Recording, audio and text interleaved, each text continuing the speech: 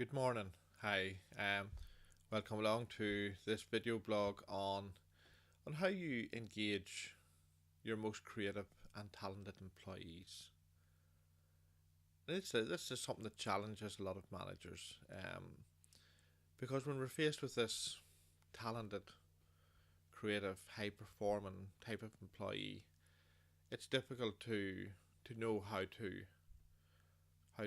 deal with that, how to continually feed that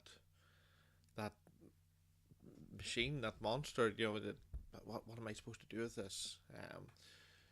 So it doesn't have to be as difficult as it seems, and it doesn't have to be as challenging as it seems if we take the right steps to do this. So you have to think first.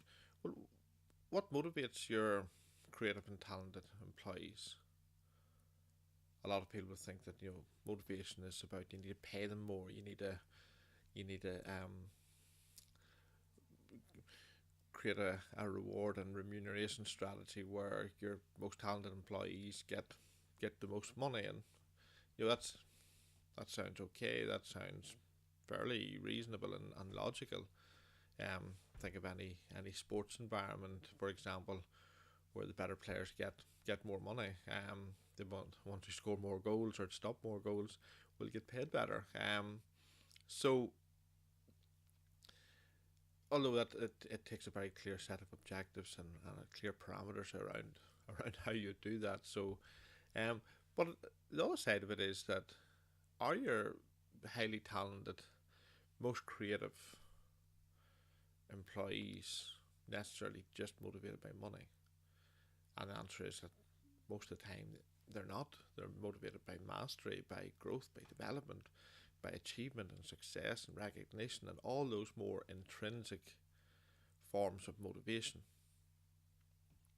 So as long as the basic remuneration is appropriate to the job that they're doing, and that they feel they're getting reasonably paid for the work they do, well then we turn to the intrinsic motivators in order to engage these employees. So in this, I'm going to give you 7 key steps. I'm just going to talk down through them briefly, and the 7 key steps are things you can do quite easily, low investment from you as their manager, and really to get the ball rolling on engaging your most creative and most talented employees. Okay, so the first step is to understand their characteristics.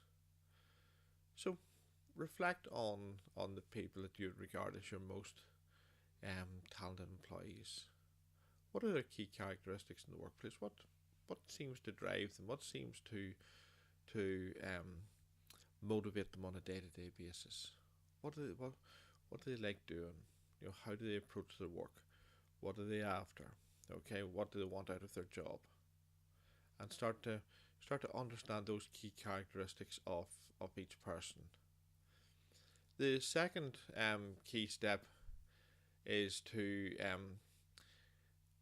find out, have a conversation with them. Discuss their purpose in the workplace. Each one of us likes to have a purpose, especially those high performing, talented, creative employees. What is their purpose at work? Why do they come to work? What do they want to achieve from their job?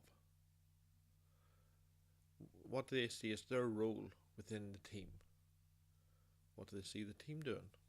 What do they think the purpose of the team is, and what their purpose is within that? And again, have that conversation. That'll give you a good idea of their direction in the team, of what motivates them, what they're trying to achieve, and how you can go about motivating and engaging them further. The third step is to have a very clear conversation around how success will be measured.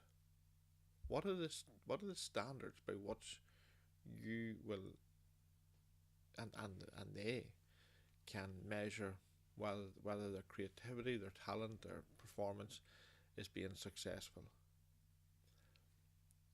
these guys like to exceed. They like to excel. They like to know what the goal is, and they like to smash it.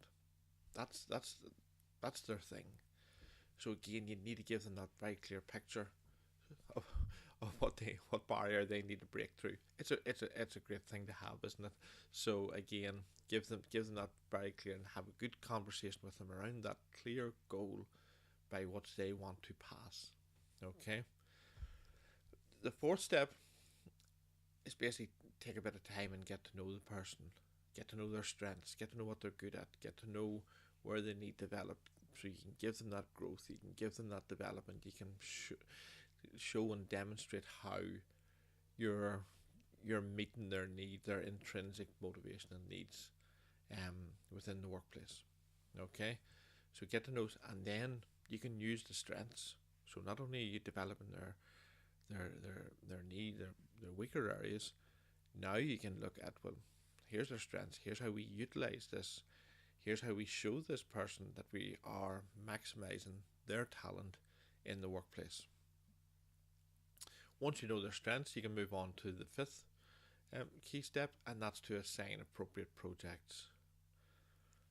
And your high performers, your creative and talented people, they will be able to roll with the project, and they'll be able to run with it.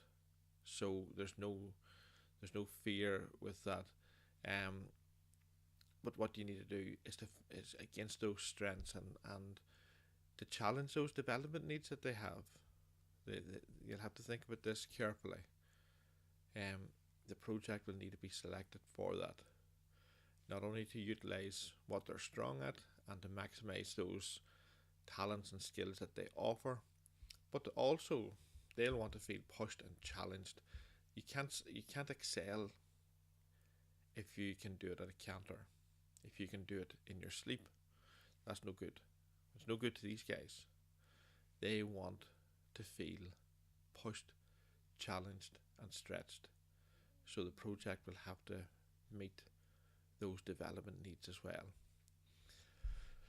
So once you've worked your way through those 5 steps, the sixth step is really to loosen the reins. These guys don't want micromanaged. If they're their most talented employees, maybe you need to sit back and think, okay, they're my most talented members of my team. Are they more talented than me? Maybe. And so what if they are? Loosen the reins, let them go, and take yourself out of the way. Sometimes our most talented employees are blocked and obstructed with all the best intentions in the world, not deliberately or maliciously, but by a manager maybe getting too involved, getting too interested, getting too, oh, this is really exciting what they're doing, and all of a sudden you're holding the whole show up. So give them free rein, let them at it. Okay, they will work well on their own. They can take the lead in a project. They can work of their own initiative. They can also work in teams, but you have to remember, guys are this creative and talented and high performing. They will get frustrated if they're being held back by people who are maybe in a project inappropriately, or don't really need to be there, or don't have a clear role to play, and maybe are trying to find that role. They just want to get on with it. Okay. And finally, we talked earlier about setting the clear standards and agreeing those clear standards by what success be measured. Now, your high performance, your creative and your talented people, while they don't want micromanaged, they definitely don't want micromanaged, so hands off. But your seventh step is to provide continuous feedback without micromanaging. Okay, so you have to strike that balance. So how are you going to provide feedback on a continuous basis without actually overbearing on the person? They want that feedback. They want the feedback that tells them, well, actually, yes, you're doing well here. This everything's on track. So build in those key feedback checkpoints from the start, and agree with the person when this feedback is going to take place, and that will work well for you. Um, just avoid the temptation to get too involved, no matter how exciting or interesting the project is.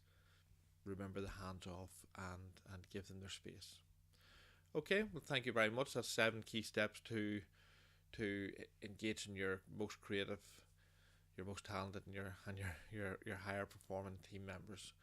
Um, any further questions or anything, please feel free to get in touch. You can get me at nigel@etimes2.com. Just check out www.etimes2.com and you can get a message or a contact form there as well. I'd look forward to hearing from you. Love to hear your questions, and all the best. Have a nice day. Thank you very much.